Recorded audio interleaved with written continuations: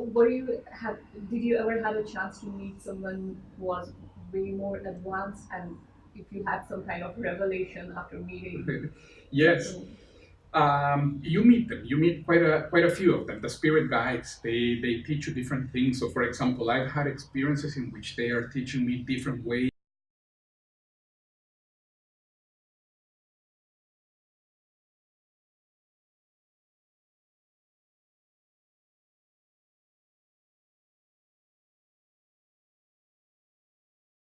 of experiencing energies, and the spirit guide giving me instructions of what to do with my body so as to experience a little bit stronger, for example.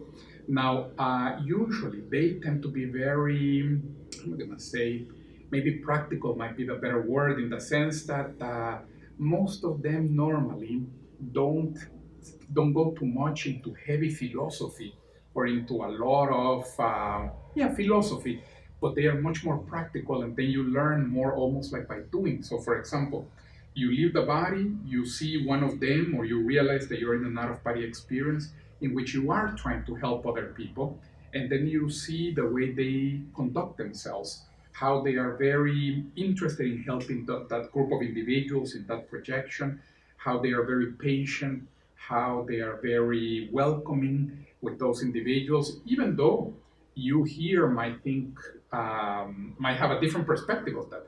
So of course you try as much as you, I try as much as I can, to emulate those examples, and to also try to contribute as much as I can, in that situation.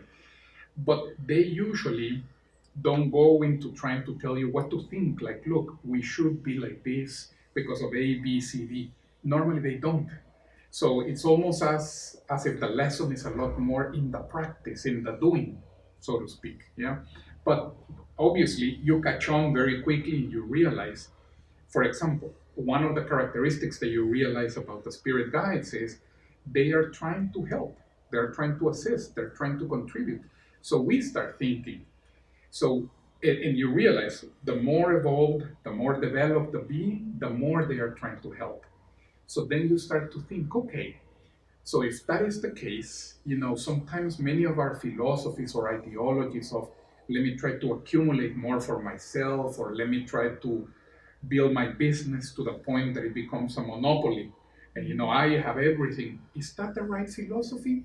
Or would it be the best philosophy, the one where I am sharing and contributing with everybody, and trying to bring everybody to the table, and try to hash out differences and to see how we can proceed, right?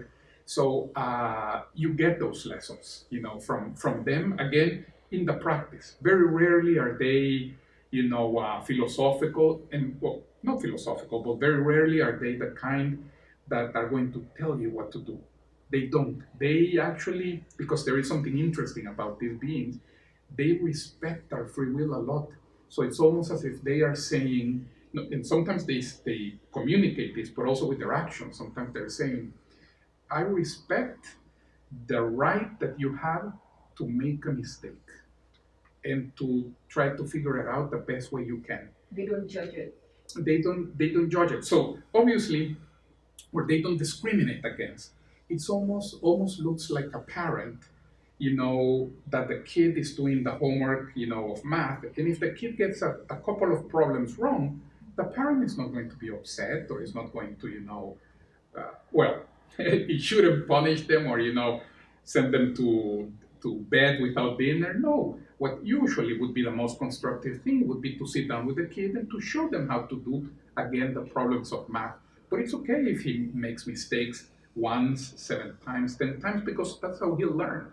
So they're not too concerned with that, and that is interesting because especially in Western cultures, sometimes there is this idea, right, that we need to try to be very perfect, very correct, and certainly we don't want to make mistakes just for the sake of it. But if we make one, that's okay. We learn, we keep on going.